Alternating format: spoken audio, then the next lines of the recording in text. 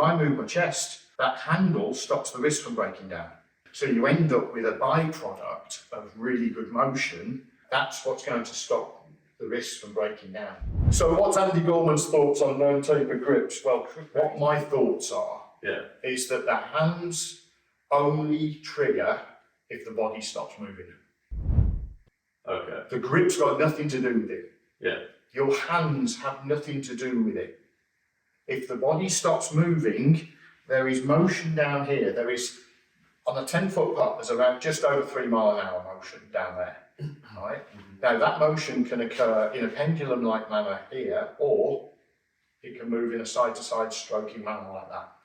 Now we want the putter to be moving side to side that way. That's what we've delivered, consciously delivered our process, our setup and our motion towards. If the chest stops turning through the ball, the 3 mile an hour is there, and this becomes the break point. Right. Here, okay? Yeah. If I keep that wrist moving from side to side, so my chest is not moving. Yeah. If I move my chest, that handle stops the wrist from breaking down. If I move my chest, that handle's not going to break down, or the wrist's not going to break down. The wrist only breaks. It doesn't matter whether how thick that grip is. It could be pencil thin, it could be there. Yeah. Right? But it's not going to break down if the chest keeps moving. It only breaks down if the chest stops. It could be the fattest grip in the world. We saw it a lot when Superstroke first came out, the big, Fatso. I mean, who got away with that name, all right? But anyway, Fatso, it's there. We got this big fat grip and saw players doing that all the time. Yeah. Because the one thing that it wasn't very good at was maintaining consistent, firm enough grip pressure. It was recommended for people who had the yips, who were twitching around all over because there's nothing to grip round. Now, I'm not saying that we need to go to a pencil-thin shaft, but there's nothing to... back in the day, there's a guy I used to play golf with. I'm going to mention his name. It's not entirely fair. I'm not sure he's still around now. This was a long time ago. He turned up to open qualifying without a grip on his putter. Right? Now, so what happened was that he decided he was going to change the grip on his putter the day before open qualifying. Wise or not, that's what he decided he was going to do. Right? This guy was a really good and talented golfer. Right? But he'd done it in the hallway, he'd taken the grip off. I think, if I remember rightly, it was a leather grip. And his wife walked through the hallway and saw that the putter was outside of the bag. Didn't want him to forget his putter the next day. Put it back in the bag. Put it back in the bag. He turns up, having forgot the grip was off. He'd had his dinner the night before. Turns up, no grip. Panicking now, thinking, oh my word, the grip's on the side at home. Hasn't got another grip to put on his putter. So he stands on the putting green, dinking balls, because there's definitely a dinking sound that comes from a no-grip putter, right? And starts rolling balls into the hole, goes out and shoots something like 64. Okay? He qualified. It could have been 64, it may not have been 64, it's not important, but irrelevant at that point in time. But crucially, bless him, he's gone out there and played and he's won it. And of course, his line was, grips are overrated. All right, all I'm going to say is that his name was John and grips were overrated. It was brilliant. Right? So he's gone out there and played with a pencil-thin shaft and rolled in putts for fun all day long. Now, I think, knowing John, he probably put a grip on the next time and didn't go and qualify at the next stage, and probably blamed the fact that he got a grip on the club. But, so does grip thickness matter? Does taper matter? No, it doesn't really, apart from, I would say, that too thick takes away some of the feel. And I think it's really important that we manage the feel and we manage the release of the club. So the only reason for releasing the club with the right hand is because the chest stops. And if the chest stops, we'll get this response because this is the swinging weight down here.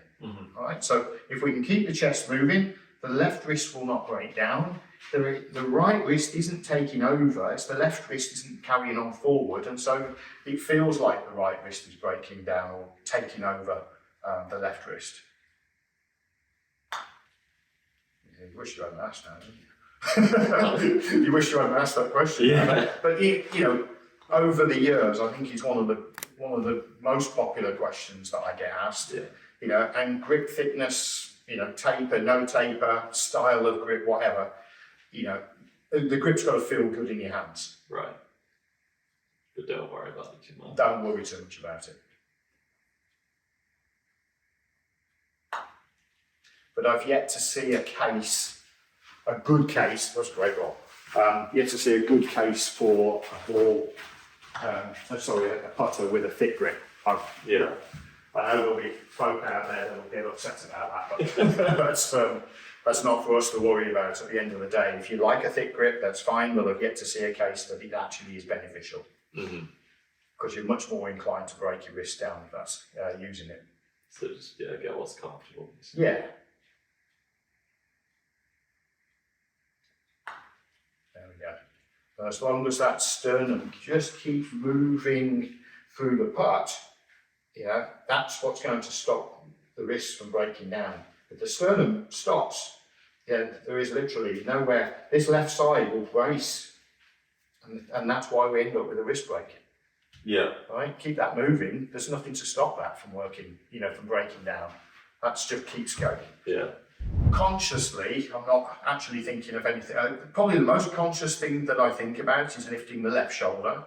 But I'm mostly doing that in my practice routine, my preparation for the putt, rather than during the putt itself. Yeah. So as I'm swinging the putter, I'm thinking, right, you know, my practice strokes will be left. So it's lift the left, all right? So it's lift, lift, lift, lift. That then nothing's breaking down. When I putt really well, and this is historic for me. I'm 56 years of age. I've been playing golf for nearly 50 years. My best putting as a kid was that I felt like that wrist never broke down. The reason why that never broke down is because the left wrist was firm as well going through it. That never broke down. But because I'm right-handed, I felt that I got some really good putts like that. Yeah. And, you know, it's something that as a kid, a teenager, you know, when I putted really nicely, I felt that putt never that wrist just never broke. Yeah. And so it delivered a consistent putter face. Right. The challenge around that is that, you know, it lasted for about a week. It might have lasted for a day. As a conscious thought, as my wrist started to break down again. But it was because I wasn't in the presence of understanding that. So, you know, in terms of relationship, that's 3 really good putts, by the way. That's the best 3, isn't it? You know, we've got those all dialed in. Yeah. As you start to become more aware of what your sequence is and your feels are, you know, you start to see a more consistent outcome. Yeah, I like the left shoulder up thought because it keeps it much more controlled. Well, the beauty about the left, so I was just going to say with regards to that, the left shoulder lift there takes away what could happen down here. Yeah. So you end up with a byproduct of really good motion.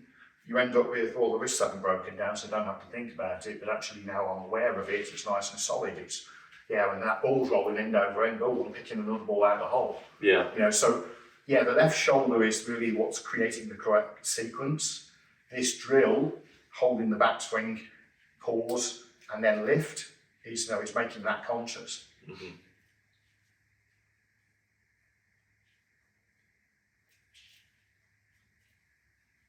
At the right shoulder, take it there. There we are.